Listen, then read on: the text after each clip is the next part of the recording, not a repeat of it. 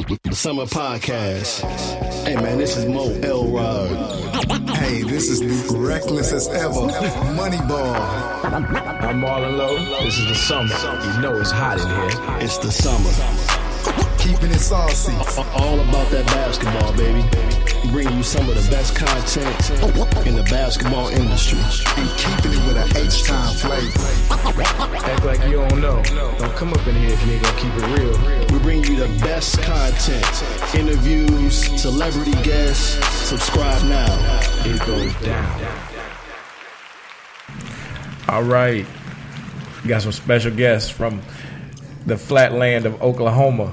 This is Moe Elrod, man. This is the Summer Podcast. We live and direct in Dallas, Texas. Yeah, I'm back on this one. This is Alex Pugh, Moneyball. Just about to have a good time. No doubt. And who are you down there on the far end? Man, look. just Marland Lowe. Marland Lowe, Alex Pugh, Moe Elrod, and then we got two important gentlemen in the middle of us. Speak on it. Got Rayford Young and Trae Young. What's up? Sir. Let me get this straight real quick. Let's go ahead. Yeah, go on, get You know, Marlon just said we got two people from the flatlands of Oklahoma. I think this has been a misconception in this state, man. I'm from the state of Texas, man. I may be from West Texas where it's dusty and dirty, but I'm from the state of Texas. My son is from the state of Texas. Where at in Texas? Exactly. So Trae is from Lubbock, Texas. You know, he was born there when I was there hooping for Texas Tech. I'm from, the 1996 state champion. Hey, there you go. There it is. But, we got that Texas blood in us. So I think that's been a big misconception around this state, man. So I want to get that out there. It wasn't about being born and raised. It was just about where you reside. Yeah, but I know it ain't where you're from. It ain't where you're from. It's where you at. Yeah, but we got the Texas blood in us. No doubt. All right, we revving that then. we revving that. We're going to take that one. Yeah. So, welcome home. So since you put it out there before we get to Trae, you say you were repping Texas Tech. What years did you play at Texas Tech? So I was at Texas Tech from 1996 to 2000. I came after the year they went to the Sweet 16 with my man Darvin Ham, broke the backboard in the Sweet 16 against Georgetown Warriors. Actually, I was against North Carolina, Vince Carter. But anyway, I spent 4 years there. I spent some time with my man Stan Bonowitz from San Antonio, probably the best shooter I ever played with. My man Corey Carr, top two guard, and my man Tony Battie, who's from Dallas, spent over 10 years in the league. So, no doubt. Had four really great years at Texas Tech, played for James Dickey. Still got records in the Big 12. What records do you hold? Now, go and give them everything. I still got the 35 and one half. Hey! 35 and one half. 35, gave it to KU. It wasn't a Paul Pierce KU, but it was still KU. No doubt. Still got the 38 in a row free throws made. That one might have been broken by now. I'm not sure about that one. But KD almost broke the 35 and one half. He had 30, 32, 33. Well, you keeping up with that. Every year I'm watching. Was you nervous when he was doing it? He's like, slow down. Because I'm getting old. Take him out, Rick. I didn't want him to take my name off the Big 12 record list. But just to keep it straight, I had four really good years at Tech. Spent some time. This is funny. A lot of people don't realize I spent some time in Houston. I spent a year in Houston on the IR. Yeah, Rockets. Backing up Moochie Norris and Steve Francis. So, Moochie's my man. That was the year Kelvin Cato was there. We had Maurice Taylor had just got traded from the Clippers. Yeah. That was actually the year they got rid of Bryce Drew. I remember that. So, ESG talks about Kelvin Cato too. Tell Kelvin Cato we want our money back. Yeah, I can tell you some stories, man. I can tell you some stories. But so anyway, that's just part of the lineage, man. This whole Trae Young phenomenon didn't come from nothing, man. So I want people to get that straight. The roots run deep. Yeah, real deep. Let me ask you a question. Is Trae your real name, or is it Rayford, and you the third. No, I'm the third. Okay. Yeah, so my name is Rayford Trae Young. Okay. I didn't know that. Yeah. I thought you was Trae. Yeah, no, I go by my middle name, but yeah. No, I'm not one of them dads that want my name called out all the time. So I Yeah. want him to make his own mark. So Then why you name me Rayford then? just so my dad would be happy. So yeah, so whenever he was born, we gonna name him Rayford the third, but we knew he was gonna be a hooper, so he'd go by Trae. And it's funny because the middle name actually is Trae. Yeah, Trae. Yeah. exactly. Because usually somebody will call Trae because they the third or they, you know what I'm saying, something Yeah, like yeah. that. But the See, middle I- name actually is Trae. I have a son, and he also is the third. Oh, okay. So we call him Trae. That's real. You know what I'm saying? So you Yeah. got to keep that name going. Yeah, That's true. for sure. That's Now, true. now you guys are you hit some scoring marks. Did you lead the Big 12 in scoring one time? I was actually second behind a guy named Marcus Fizer from Iowa State. Oh yeah. Yeah. Five. Yeah, Fizer used to get buckets. That was my senior year. My junior year, I can't remember who led it. It may have been Desmond Mason. You know, I'm still partial to the Big 12 in the '90s, man. No doubt. The guys I used to guard were Chauncey Billups, Tyrone Lue. You know, my man from Kansas, Jock Bond. You know, it goes deep. Even Texas had Reggie Freeman, Chico Vasquez back in the day. You know, I can go on and on. So, but to answer your question, no, I was second my senior year behind Marcus Fizer. Now Trae, does your dad remind you of these things when you out there doing something? Does he? Because go and speak on it. Oh yeah, no, I've seen clips. I've seen a lot of videos, a lot of VCR VCR tapes when I was. You got to blow them off. Oh no, yeah, you gotta blow it, before you put it in the thing. Yeah, no, I've seen even the state championship game. I've watched that probably 20 times. You watched him about 20 times? Yeah, I've watched that. What intrigues you about watching him when you watched it? What you pick out? I mean, how skinny he was when he was playing, but he was good. He was really good at scoring. That's where I feel like I got my scoring from. But no, he was good. I feel like I could have gave him buckets sometimes here and there, but he was good. I've watched a lot of his games. Is there any specific move that you have taken from the VCR and kind of thrown in your package? I mean, I've taken a few. It's probably his Hezo. Like, he used to always just dribble in the lane and, give a little Hezo and get the defender going up or, just freezing them. And then, that's where I feel like I got my stuff from. So. Nice. Yeah. Your go-to, you know what I'm saying? Your right hand. What's your go-to? My go-to? Probably... You gotta hold on. You gotta make sure you understand the question. Are we talking about early game or are we talking about late game?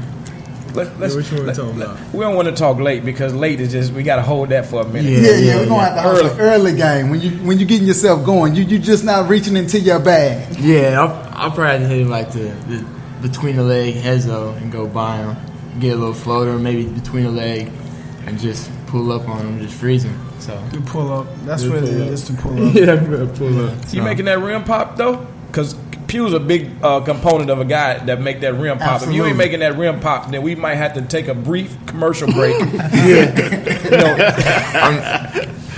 It's in my. Nah, I'm have to reach in my bag.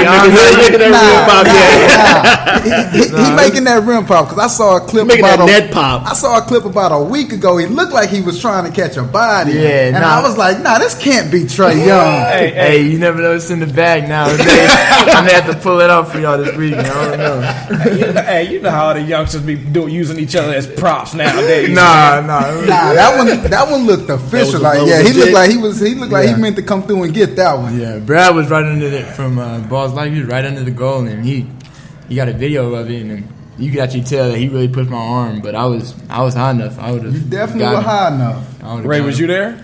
No, I was there. I wasn't surprised. I'm just sitting there chilling because, that's something. That's the next step. We believe he's proved everything else. So since they still not giving him the love he deserves, I guess that's what everybody want to see him do. The love he deserves where? From who? Man? Everywhere, man. Everywhere. I'm the dad that makes sure he keeps a chip on his shoulder. I'm the one that whenever people say don't worry about the rankings, I'm the one that's reminding him, you done everything, and they still not showing you the love. So since you dropping people for 30, since you getting 8 or 9 assists, since you winning the Peace Jam, since you winning gold medals, since you doing everything you doing. A lot of hashtags. Yeah, a lot of hashtags. I guess they want to see you dunking now. I guess they want to see you dunking on people. Is that what it is? I guess that's what it is. So, we're working on that, and it's. To be honest with you, it's always been there, but we feel 2 points is 2 points, so it don't matter. But Trae, so go ahead. Do you still feel slept on? Do you feel like you, do you feel slept on? Like folks are not giving you the credit you deserve? I definitely feel that. And I feel like that's why I play the way I do. I always feel like I have something to prove. I always play with a chip on my shoulder every game I go out, and I feel like that's why I play the way I do. That's interesting. Even in the state of Oklahoma? This. Be honest, we good there, man. It ain't about Oklahoma. Yeah. We talking about national now. We talking about the country. Yeah, we not worried about that. We going after that number 1 spot, man, and we got much love for the guys that people think that are number 1 point guards in the nation, but that's the spot we're going after. Who's in front of you right now, Trae? Number 1 point guard. Trayvon Duval. When you gonna see him? Next time will probably be if I'm fortunate enough to make the McDonald's game. Keep it real. It ain't no if I'm fortunate enough. No doubt. Like we done. Yeah, we keeping it real here. Yeah, the McDonald's game. Chicago. And so at the McDonald's game, the biggest part of the McDonald's game is the practices. That's where it all go down at. That's where you make your noise at. And that's what I'm working every day for them practices. So I'm in the gym and I'm doing what I need to do. So when that time comes, I'm ready. So. Now, talk about Coach when he was younger, when he first started, because obviously you played. I'm sure you probably come from a family that played. Yeah. Was it like he got to play basketball, or because he was around it so much, he just kind of just fell in love with it? No, he just, that's just in our blood. It's our family. My dad played, my uncles played, my grandfather played. So, this has been a long progression. I was fortunate enough to win a state championship, and I thought that was the end of the world. I got a D1 scholarship. I'm going to Texas Tech, so I'm like, man, this is it. Yeah. But as I went to Texas Tech and as I got my state ring and I witnessed some of the things I witnessed by being on the injured reserve in the league and then getting cut and having to go overseas, so now I got a son. Now he's around me. He's at practices, and I'm like, you can do more than what I did. So, take it further. Yeah, take it further. But I always knew that if I showed him the right way, and this thing's about knowing the right people, talking to the right people, meeting the right people, and doing the right thing. Sky's the limit. I listened to you guys a couple months ago talking to, De'Aaron Fox and his dad. We've been knowing Fox since he was 3rd or 4th grade. Trae looks up to Fox. And to be honest, that's somebody that he'll probably be competing against here in the near future, hopefully, God willing. But I always look at certain people and I try to copy the blueprint. And that's one of the blueprints that we always try to follow. Mm-hmm. So what's a typical day or typical week like as far as training is concerned? How do we handle that now that before school has started, now that school has started? How do we handle that? How often are we in the gym? Because obviously right now basketball season has began, and when you go 2 hours during the day, that's all team concepts primarily. Well, now that school started, me and my dad, we'll get up at 6 o'clock, 6:30 in the morning. We in the gym, or we're in the weight room, or we're in the pool doing certain stuff, and then you obviously have school throughout the day, and then you got team practice. So we do that for about 2 hours. And then after that, me and my dad are in the gym again. We getting up shots. We getting up 300 to 400 shots a day. So that's good, because that's a difference maker. Because most guys think about it, they think because they practiced, then it's over. That they practiced. You know what I'm saying? You can go through 2 hours of a team practice, only get about 15 to 20 shots in max. Right. Yeah. That's not even including free throws. You know what I mean? So that's interesting that you say that. But I want to go back a second, Trae, kind of what we was talking about earlier. Like, like we said, this is 100. You ready? You want to see Trayvon Duval? You want to see him Yes, sir. I want to see whoever's in front of me. because you want what? I want that number one spot. And when you get that number one spot, people don't realize that once the hunter becomes the hunted. Are you ready for that? If you get that spot, are you ready for that? Yes, sir. Yes, sir. I'm built. I feel like I'm built for it, and I feel like that's only gonna make me work even harder. I mean, whenever I get it, it's gonna push me to be a better player. I mean, it's made me work even harder. Do you just want to be the number one point guard in the country? Do you want to be the number one player in the country? Thank you. You know what I'm saying? It's a difference. It's a difference. No, I think I want to be the number one player in the country. I mean, it's not just Trayvon Duval who I'm going after. It's not just him and not just one player. It's Tell him about the arguments you had this summer with Michael Porter. Let's talk about it. That's what I'm talking about. You don't bow down to Michael Porter. No. Like, I mean, that's your best friend, but y'all competitors, man. So don't speak on it, man. No, me and Mike, we got in arguments I know Mike's the top player. He's number 2 in the country, number 1, but I mean, I feel like I'm just as good or better than him. Like, I'm in that category. And so it's not just me chasing one person or one position. It's me chasing everybody who's ahead of me, but respecting everybody who's below me. I'm good with that. You know what? And that's what I do respect about Trayvon Duval is, to be honest, it ain't about being the number one point guard with him. He want to be the number one player in the country. And I know him. I know his dad. And, I mean, he's a dog. And, I mean, it's the same thing with the Colin Sexton kid. I mean, you want to be the number one player, period. You know, him and Colin Sexton played against each other tonight, too. Yeah. Come on, man. We watching. Come on. I saw the stats. I saw everything. I saw everything. And where are they playing at? Atlanta. They're playing in Atlanta. So you keeping track of it? Yeah, no, I keep track of everything. I see it all. So tell me this. Who have you played against that kind of gave you some buckets that you was like, you know what? Not that they was better than you, but made you be like, yo, you know what? He all right. Before you answer that question, can you guard? Do you guard? Thank you. Everybody talks about what you do offensively. What does your defense look like? I mean, I feel like I agree that's one of my main keys I need to work on. But I feel like also people don't give me as much credit as I deserve on the defensive end. Whenever I do decide that I want to guard this, he's not scoring, he's not going to score on me.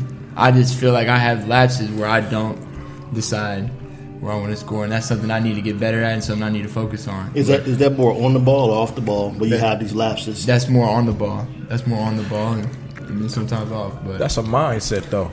Yeah. So hold on, man. I'm going to tell you something. So my son's 18.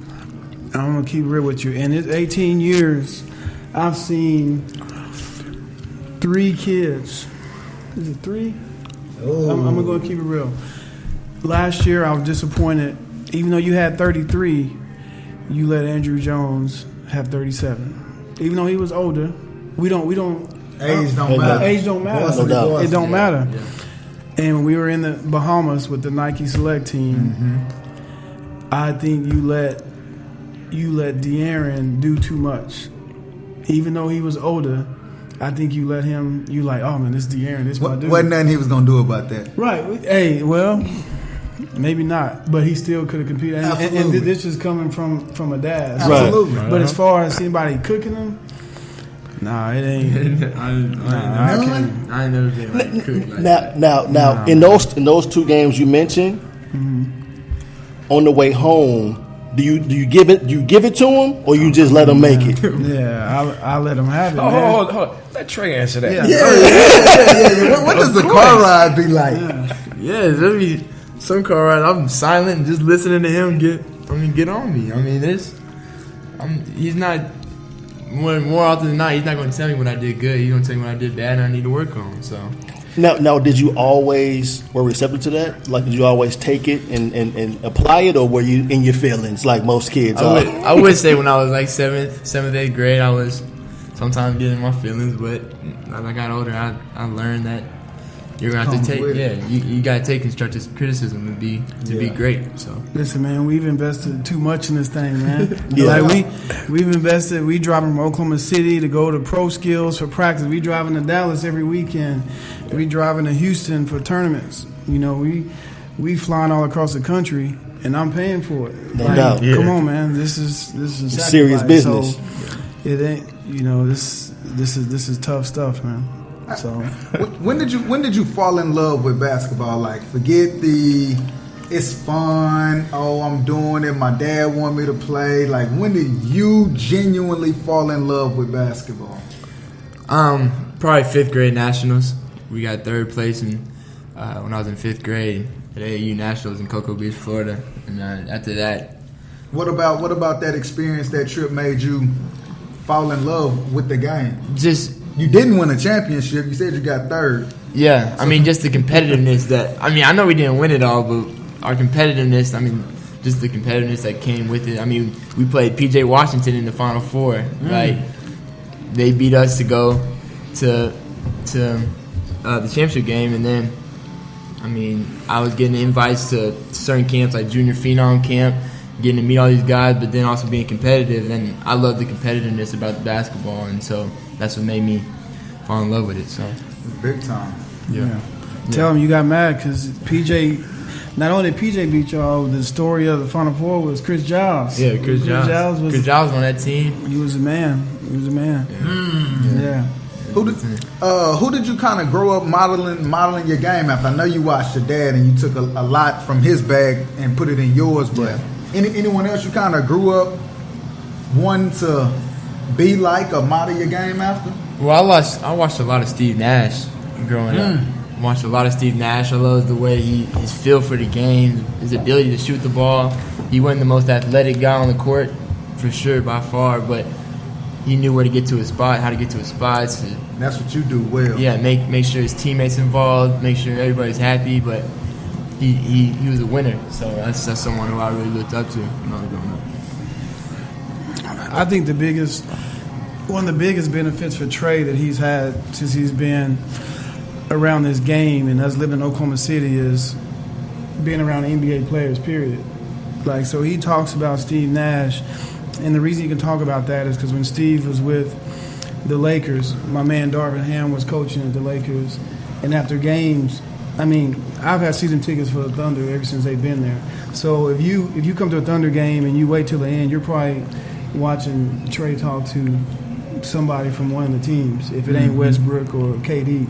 So he's been able to get knowledge from these guys since he was a young kid. I've got, hope this isn't a violation, but I've got NBA guys that send us film breakdowns of pick and rolls and how to use certain ball screens and all that stuff. So they send it to you. They don't send it to Trae. Yeah. Okay. Yeah. So that's been a big benefit that most kids don't have. Absolutely. And he's had that for And his film of Steve Nash. So yeah. that's Certain guys similar to your game Right. style. Yeah. So you watch a lot of film? Yeah, I do. I think that's how you get better. Not a lot of people do it. When did y'all start watching film, like to critique him? When did you start watching film to critique him and his game? Yeah, about 8th grade. For sure. I think when he started really competing at a high level, like when we started going, was Pro Skills 8th grade? Because that's when it got serious. Like that's when I met you, Marland. He was around the 8th, 9th grade. And we've always, Trae's type of kid that'll sit on the couch and watch an NBA game, and we'll pause the TV and we'll rewind it and do that. But when he started really watching himself, was getting to that 8th, 9th grade year. Yeah. I think. Yeah. So for other people that's listening, what do you get out of film, or why should somebody watch film, or what do you personally get out of it, and the way you break it down? Because some people just look at film just to see them get buckets. Right. They don't see all the wrong they don't reasons. see the other parts. You know what I mean? So from a personal standpoint, what do you get out of it? No, that's definitely good, but I look at the little parts, like the way he set his man up, or if say we're working or someone's coming off a screen, the way he goes and sets his man up before he gets off the screen, or whenever he's using a pick and roll, the way he gets down and creates some space before he goes off the pick. Just certain little stuff like that. mean, obviously ball handling. When I saw Sham guy do his move, I use that all the time. You had to have that, huh? I had to add that, but no, just certain little stuff like that. I mean, just the little things. Let's jump to some recruiting because right now you didn't sign in the early period. Nah. And there's a lot of people was expecting you to sign, hoping you to sign, wanting you to sign, and you just didn't. Yeah. Now tell me this before anybody answers. This is your question to answer right now. Yeah. Did Dad have you say, "Look, Trae, we're gonna hold out. We're gonna make sure this thing is right"? I mean, yeah, he had a part in it, but it was my decision. No, hell no. It was my decision. I feel you on that. It was my decision. But you don't think that your dad's experience at doing this is going to... Yeah. No, he definitely had a big say in it. And he expressed what he thought and what he thought was best, and I always listen to him. But at the end of the day, it's what I feel and what I want to do. But now, y'all, you talking through things, y'all back and forth dialogue. Has it been some? Tell me, give me an example, Trae, when you was like, "Dad, I want to do this," and he like, "No, Trae," and then you kind of had to tell him your reasons why, and he had to tell you his. I know it's been quite a few of that, right? Let's get to it, man. I mean, like last night, we were up till 1:30 talking about school, and like what we thought about every other school. Like we just have. I mean, our little talks, it's hard to explain, but... No, we bump heads all the time, man. And, may my dad rest in peace, I love my dad, but he didn't have the knowledge or experience that I had going into this thing. Mm-hmm. So when people talk about him committing early, come on, man, he's in a position where he can't commit early. Mm-hmm. And I can break it down to you. I mean, I had people asking. Break it down. Nah, don't. Yeah, break it down. Go ahead. I'm just saying, I had people asking me tonight, what's your son gonna do? Why wouldn't he go here? Why wouldn't he go there? And I'm just gonna tell you, man. My son's down to 4 schools, man, maybe 5. Kentucky, Kansas, Oklahoma State, and Duke floating in and out, and some other people. But really, those 4 schools. And with those 4 schools. And the way he's grown up and where he lives, the best thing for him to do is wait. Like, why rush? Mm-hmm. Why rush? Like, you know what Kentucky can offer you. But we've seen what can happen at Kentucky if the guy in front of you doesn't leave. Mm-hmm. We've seen at Kansas where, I'm going to keep it 100 with you. Keep it 100. Frank Mason's a senior. He's a point guard. Yep. Devontae Graham's a junior. Mm-hmm. He's a guard. I'm going to say this because Trae can't. If Devontae Graham leaves, that's 2 guard positions that's open. But that's an if. Right. If Devontae Graham leaves, that's 2 guard positions that are open. At the same time, we watching Juwan Evans get buckets. We watching how Coach Underwood let Juwan Evans go do what he do. And once again, at the same time, we live 5 minutes from Lloyd Noble. We live in Norman, Oklahoma, so we want to watch and see what life is like without Buddy Hill. Trae hadn't said this to anybody. I hadn't said this to anybody, but we're saying it to y'all. Exclusive. But that's why he hadn't committed. You have to see where you fit. Thank you. You can't just listen to it. That's what kids don't know. They listen to all these recruiting deals and they wrote. But guess what? I want to see if you play like you say that you're going to play. Right. I want to see what the system is and how I would fit in. Mm-hmm. So therefore, I can make a sound decision by what I see, not by what I hear. Right. And so that's an interesting comment. You sit back and say you see Juwan Evans getting buckets, huh? Yeah. Man, he's doing his thing. So what you looking for, Trae? What you looking for? One thing, the main thing is where I go to a place where I'm going to be able to win right away. Okay. Because I know I've always been taught winning takes care of everything. Absolutely. And I want to be the reason we're winning, and I want to be a big impact on the reason we're winning, basically. And then I also want to go to a place where I have the best chance of making it to the highest level. So those are the main keys that come into it. So. But say De'Aaron Fox and Malik Monk both leave this year. Mm-hmm. Obviously that. And you would say if you picked Kentucky, and there was another point guard picking. What if they said they was going to play the platoon situation again? It's already happened. There's already been 2 guards that have committed. So with that being said, that's just something we'll have to talk about as a family. No doubt. You know what I'm saying? I get that. You know, but that option is always out there. You know, it may not be the best, or it may be the best, but you know, it's funny you ask that because that's already happened. Mm-hmm. But you know, God has a plan. You know what I mean? No doubt. And he's got too many good choices to settle for anything. So that's one thing he's not going to do is settle. I'm good with that, and because I just enjoy that type of conversation. Because Trae, this is something that obviously once you get to playing, you're gonna pass this down to your children, and even your nieces, nephews, or whoever else might start having cousins and things, close friends, because you've been through it before. And like you say, Kansas, what do they have? Frank Mason, he's been balling this year too. He's been doing his thing. 30 in the first game. Come on, man. Yeah. And everybody says to us is, Bill Self doesn't let his guards go, man. He don't. This dude getting 30. He getting 30. Devontae Graham doing what he's doing. So that's where you got to look at it.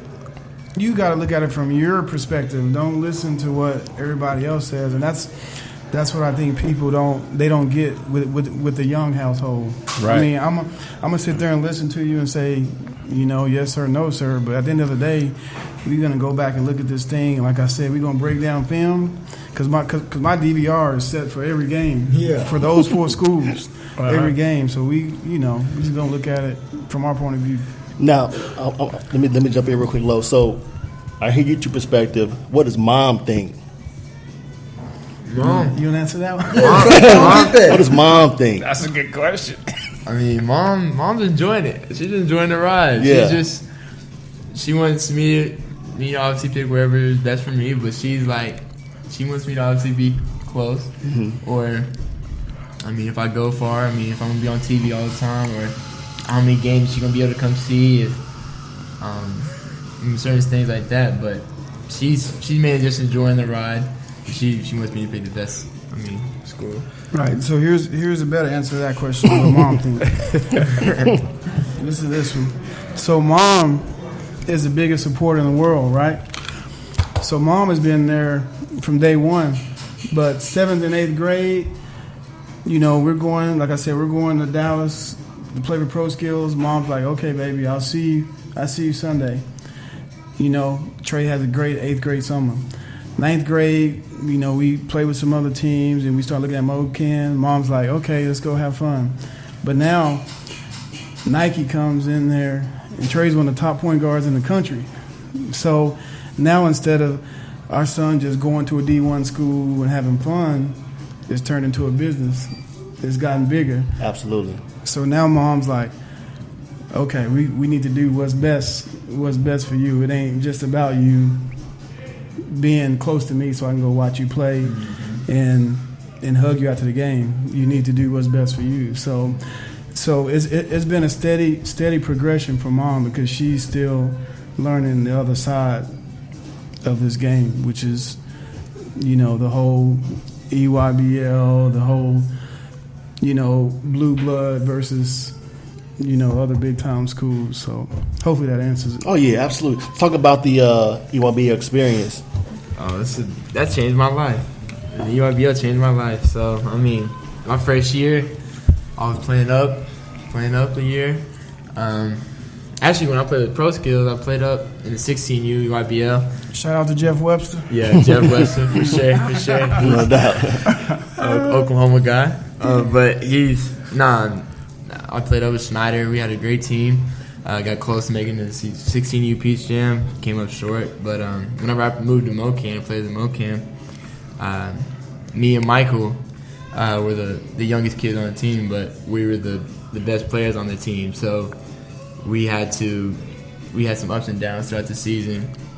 And then, it was great playing against some older dudes. I got to compete against Fox, obviously, with the hoops. Some really good. That 2016 class was good. So we got to compete some good players. But made it to Peach Jam, and then the 17U we won it all. And that was the best experience and best time of my life. So had a great coach. I had one of the best coaches.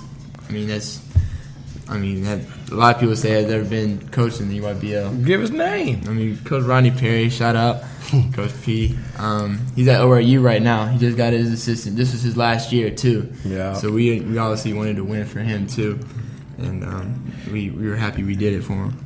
Good. EYBL is a game changer. I know y'all might not agree with that, but Hey, no, I agree with it. I didn't seen it with my own two eyes. Dane Irvin would be happy to hear you say that.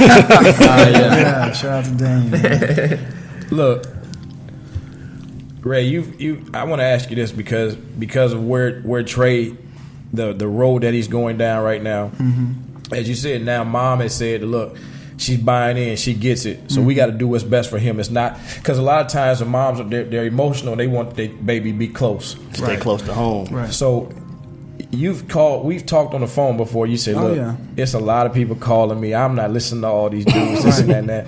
How is the situation coming with you with different people hitting your phone? And you get where I'm going. Yeah. You know what I'm saying? Yeah. And it's obviously it's for all their, it's mainly for them, right, and not necessarily always for Trae. Right. You know?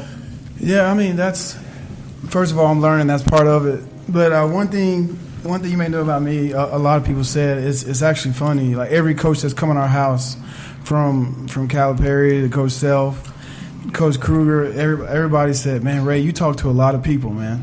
They're like, Ray, you talk to a lot of people. So I guess it gets back to these coaches who I'm talking to, which is cool with me because I want them to know that I'm not a dummy. And my due diligence. Yeah, and I know people. So, but to answer your question, man, like, there's always, everybody has an agenda. I mean, we have an agenda. No doubt. Our agenda is to get him, to the best school that's gonna help his career further, go as far as it can. So I just think as far as talking to different people, I just, we just keep our circle small.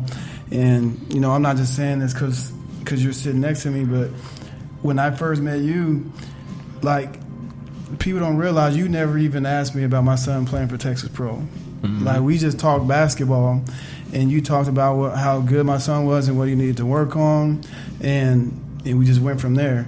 Now, eventually, I might have called you and said, okay, do y'all need a point guard this weekend or, this or that? But, yeah. I mean, I can only say that for a handful of coaches in this area. Right. But, I mean, everybody's going to have something that they're trying to get out of you. And that's what's crazy about this whole situation, because I will tell you this.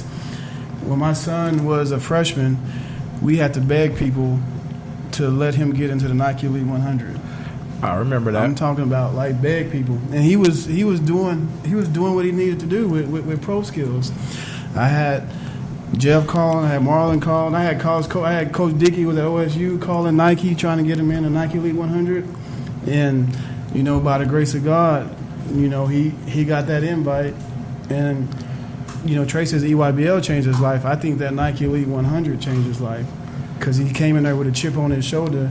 And he didn't have a number by his name, but I'll never forget leaving. And Vince Baldwin with Nike showed me a cell phone, and Trae was one of the top 10 kids for Nike to be, watching out for in the future.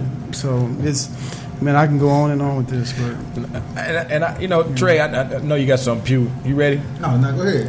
Trae, I can say this. This is side conversations. I coached in the Peace Jam. I made it to the Final Four. I never made it to that championship game, and I definitely didn't win it, man. But I want to give it up to you right there because I know that feeling, because just being in that environment, that type of environment, whether it's, and even in that environment, or even if I would say with the Adidas in the Creators Cup or what they have, getting to that final game, it means a whole lot, because it's almost like you can almost shut your season down after that, because that's the culmination of everything that you've been working for the whole summer. Now I want to say this too, because I mean you ain't got to reply to this, but I'm gonna look at your face.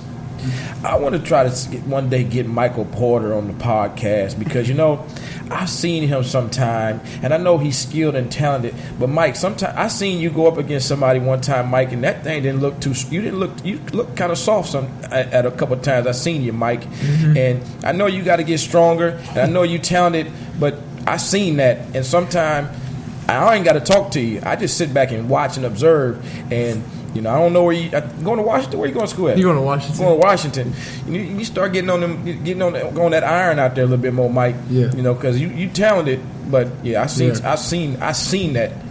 Is that how you used to go at him sometime in practice? Yeah. No, we used to butt heads. We used to go at each other like every practice. We 1-on-1 after practice. We gonna make sure we get this 1-on-1 in. I'm not gonna let you bully me down the post. He use all his skill all he wants, but I'm gonna be the most physical out of both of us.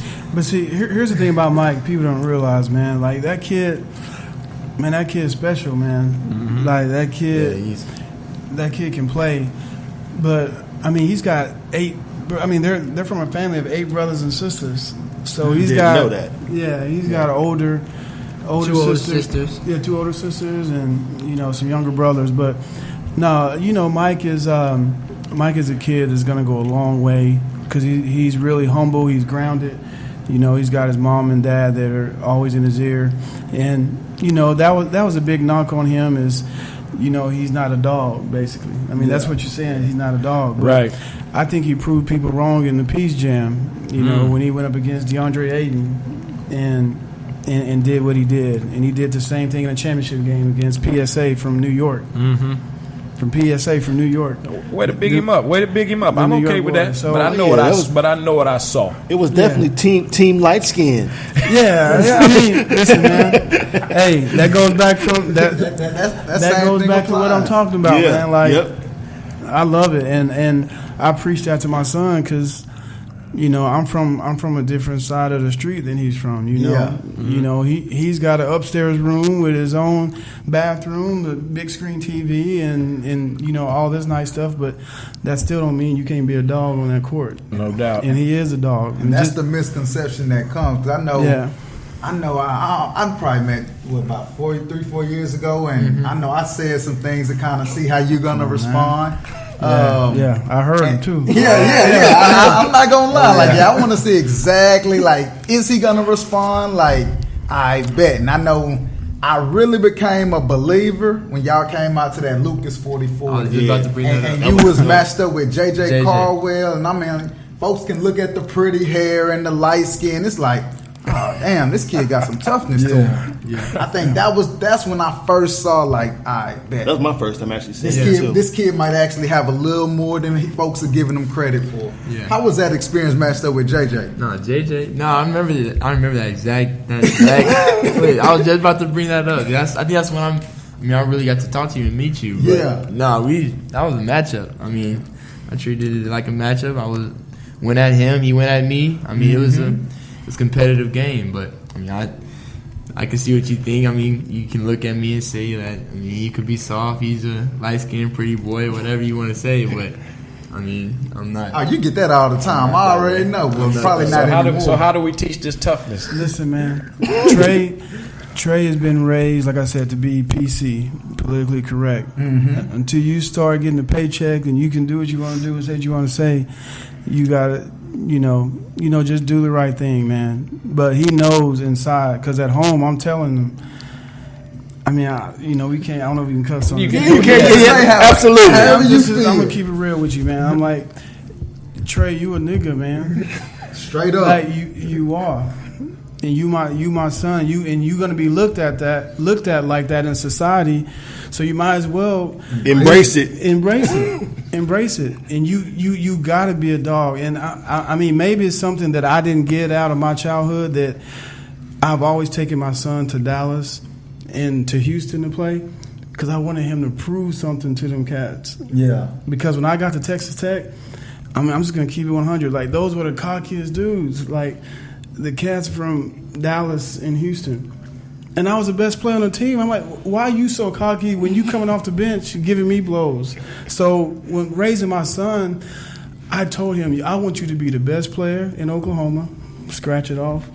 I want you to be the best player in Texas, scratch it off. I want you to be the best player in this region, scratch it off. And now we shooting for the best player in the country. But to do that, you got to show people that you are a dog. You a dog. And man, these dudes are my brothers. I'm telling you, like JJ Chandler, he's my brother.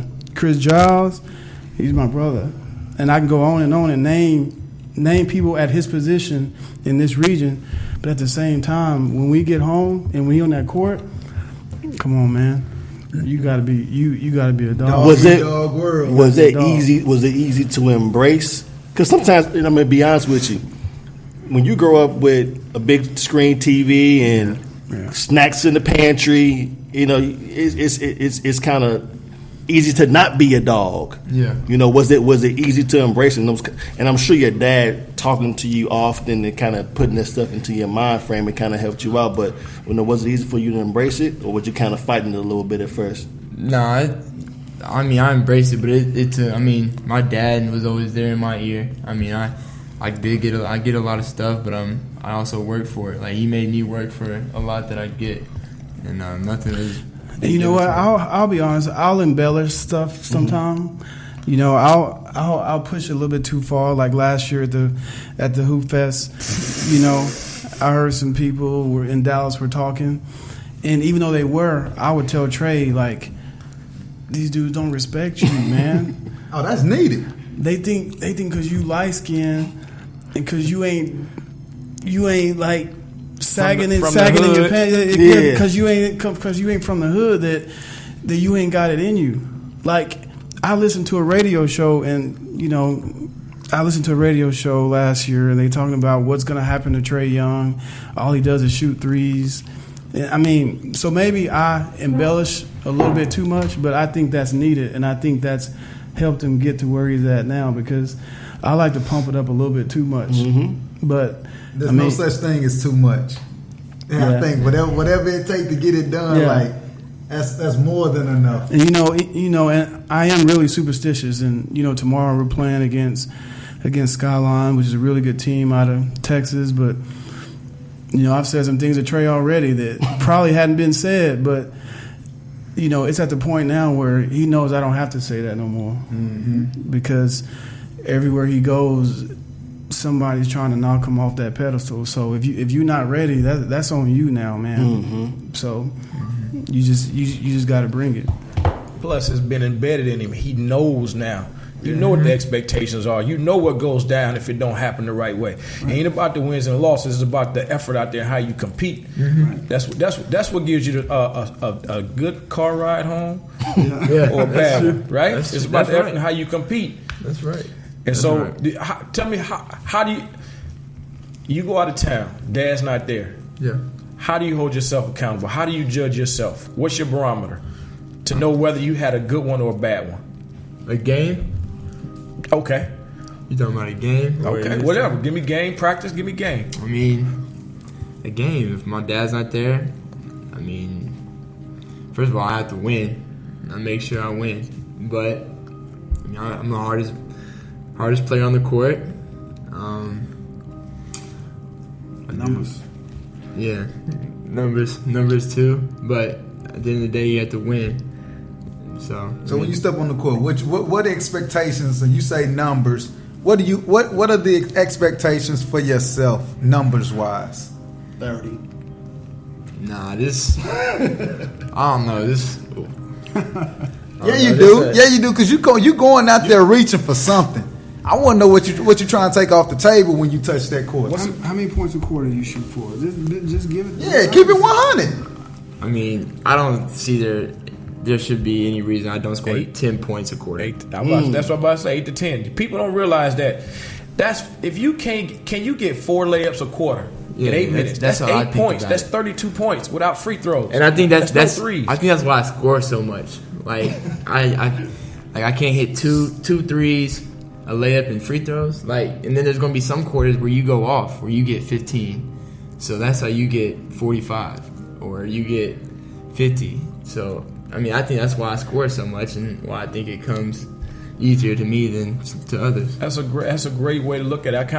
I talk about that a lot. I tell kids, man, look, if you just score 2 layups a quarter, that's 16 points that you average a game, especially if you're big, and plus you on the glass. I remember when I was in, I think I was in 8th grade, and Michael Jordan was talking. And they talked about he knew how many shots he was going to get a quarter, so it was a whole lot easier for him to score. You know, so yeah. What's the difference between you and somebody like a J.J. Caldwell? Like a JJ Caldwell. I think I don't know. Would you want to be? Would you want to be like? Go ahead, Ray. I'm sorry. I think the difference between a Trae and JJ Caldwell is mentality, because I've seen JJ Caldwell score, and that's what it's just. It's mentality. It's the difference between the kid Monte Morris from Iowa State and Juwan Evans. Is mentality. Like, Juwan Evans can get 30 in his sleep if he want to, because he knows he can. Wired to score. Yeah, and so you asked that question between him and JJ Caldwell. Yeah. It's been and vice versa with Trae. Like, Trae could probably get 10 assists or 15 assists like JJ Caldwell, but it's a difference in mentality. No doubt. So Want to put a bucket on somebody's head and embarrass him at the same time. Yeah. No, I think that's good. We try to talk to kids a lot. Tell you it's a whole lot easier for me to slow you down than have to speed you up. If I know you can get 40, I can slow you down. But if I have a need 40 from you and you're not used to getting it, it's a whole lot harder to go about it that way. You know what I mean? No. So when you wired the way that you've been raised and kind of quote unquote programmed to get buckets, that's a good thing, because like you said, now you working on making sure that your defense stands out a lot more. You know what I mean? Yeah. Most people learn that the spacing on at the highest level, the spacing is so good and so spread out that it's easy to be able to put it out there. But the hardest thing for anybody to be able to do is to be able to stop anybody in a one-on-one situation. And if you can get that, that's good money. And then if when the double comes, you're able to drop it off. Now we talking about that dude, James Harden, Russell Westbrook, those type of numbers, double doubles. Because I know you don't rebound, so we ain't got to talk about the triple double. Okay. only triple double in the EYBL last year. Yeah, triple double EYBL. Hey. Say it again. The only triple double EYBL. The only triple double in the EYBL. How many overtimes was that? None. I came out with 4 minutes left. All right. So one thing I know about you two, y'all remember, y'all got a good memory. Man, You gonna know them stats. I'm bad Mike about wasn't it, man. playing. Mike wasn't even playing. Yeah. I'm bad about it because I think, man, his resume is not respected. And so any chance I get, I remind people, man. Like, I love all these kids out here, but I think the problem with this industry right now is too many scouts out there are trying to be NBA scouts. Instead of rewarding a kid on what he's done on his grassroots level, you're going to reward him based on what you think is going to happen in the next Down year the road, or two. yeah. And I'm just telling you, man, you can't. There's not many kids where you can match their resume up to his, and he's not going to tell you that, because I've built him to where he's not going to tell you that. But I'm telling you, from, like I said, a Peace Jam championship, a gold medal, to a kid like Quade Green. I love Quade Green. Quade Green led AAU in assists. Adidas, Under Armour, Nike in assists with 10 assists a game. You know who's number 2? You know who's number 2? It was Trae Young, but he's known as a scorer. No doubt. And he still averaged 22 a game and won the Peace Jam, which is supposed to be the NBA Finals of the grassroots level of basketball. Okay. So, I mean, I got this stuff embedded in me, because anytime I get a chance to remind people, I'm gonna remind them, because I don't think he gets his just due. What does winning the gold medal and the Peace Jam do to your confidence? Because obviously, once you come back to playing high school basketball after being on EYBL, that shit is like a cakewalk. Yeah, it definitely. Gives you a lot of confidence. But I've had confidence before all that. But it definitely boosts. I guess you could say it boosts your confidence, but I don't know. It just validates you, man. Yeah. It validates you. That. Speaking of validation, give me one hot second. I got this question for you. Speaking of validation, what do you think is going to make you? What is it going to take for you to feel like everything you've done that you finally can get him off of you? Or is there anything? It probably won't be anything until I'm in that green room. Well, guess what? I like that one. I like that one. That green room. But I'm gonna tell you this. Then the real work begins. Because I know your dad. Because then it's about being great. Then it's about talking about Russell Westbrook, James Harden. How good do you want to be? Are you okay with this veteran coming to you and telling you to move out the way, and that he getting these numbers? Or how you going now you got grown men against you? Yeah. You know? And Emmanuel Mudiay said the other day, T. Ferg was talking about it too. He said one of the best things that they did was when they went over to Europe, because they had to play against grown men every day, and it was not easy. So that's when the real work gonna come in. So this is lifelong learning, baby. Oh yeah, that's true. I mean, I'm always gonna learn stuff from him. So I mean, well, I think that's what he doesn't get out of Oklahoma, and that. You know, not to belittle anything in Oklahoma, but man, you know, if I'd have known that I would have had my son in this position, you know, in 2016, I might have raised him in Dallas. I might have raised him in Houston, because there's not any parks or there's not any, you know, YMCAs or clubs that he can go and play against grown men. So everything he gets is from just, you know, playing with the older guys around town, but it's not playing against those former pros in the pro-ams, you know, in those big cities. So, right. But you know, he's gonna work. He's gonna get better, and you know, there's always gonna be a goal. There's always gonna be a higher goal to get to. But you know, right now, you know, we're just taking the next step, and you know, only he knows what that is. Look, as we get ready to shut it down, give me them 4.5 schools again, Trey. 4.5. 4.5. 4 and a possible. Give me the 4 and a possible. Give him 4. Yeah, Kentucky, Kansas, Oklahoma, and Oklahoma State. Kentucky, Kansas, Oklahoma State. Yes, sir. And you watched all of them play this year already. Yes, sir. I'm watching them all. And that's what we're gonna continue to do till we get ready to make a decision in the spring. We're gonna continue to do that. So. Don't make a commitment, but on a scale 0 to 100, what percentage is your mind made up? About 65. Halfway there. Somebody's leading. 65. It changes every week. Every week. You know, it changes every week. We watch Juwan Evans average 30 in Hawaii. Yes, he did. We watched Frank Mason drop 30 on Duke. Or was that Duke? Indiana. With the game winner. Yeah. We watched Jordan Woodard not get 30 against, who was it? Northern Iowa. So we're like, oh, okay. Oklahoma. Yeah. So, and then who was the last one? Yeah, Kentucky. And then Kentucky. You know, that's a unique situation in itself. Absolutely. So, It is every year. Yeah, every year. Unique. But look, no, Mo, you got anything? Oh, no, man. I thank you guys for your time. A little late, but, you know, appreciate it. No, it's all good. I love doing this. Appreciate y'all. This is what it is. I think for those that are listening, this is Rayford Young and Trae Young, okay?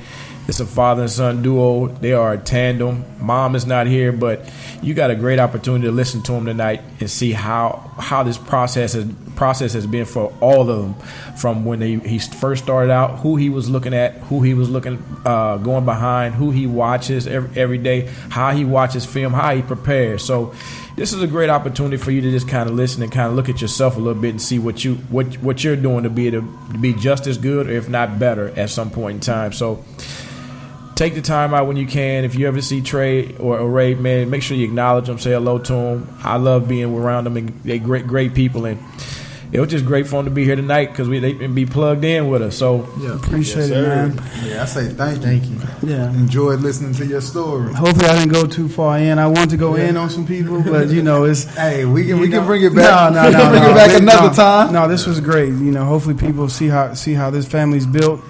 And see how we think and what we use as motivation. There it is. Yeah. Hey, hold on. One last thing. When you guys are deciding to make this announcement, y'all gotta let us know, man. We gotta get the summer involved. No doubt. That's sure. Yeah. There it is. For sure. And we out. Peace. The Summer Podcast. Hey man, this is Moe Elrod. Hey, this is the reckless as ever Moneyball. I'm Marland Lowe. This is the summer. You know it's hot in here. It's the summer. Keeping it saucy. All about that basketball, baby.